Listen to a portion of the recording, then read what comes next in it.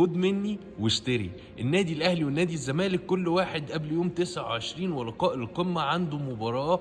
قبل المباراه دي النادي الاهلي هيواجه حرس الحدود، واعتقد النادي الاهلي هيفوز على نادي حرس الحدود، لان في روح رجعت تاني للنادي الاهلي، واللعيبه عايزه تثبت للجماهير فكره استمراريه الفوز، وان النادي الاهلي اعتقد قادر ان هو يعمل ده باذن الله بالسكواد اللي عنده وبالروح اللي رجعت تاني تدريجيا للعيبه، واللعيبه مش هتفرط في الفوز باذن الله. انما نادي الزمالك عنده مواجهه نادي الجونه. نادي الجونه فريق صعب جدا يا جماعه، على فكره خسر ماتش واحد بس من بدايه الدوري، ولعب فاز تعادل 4 مباريات وفاز في مباراه واحده.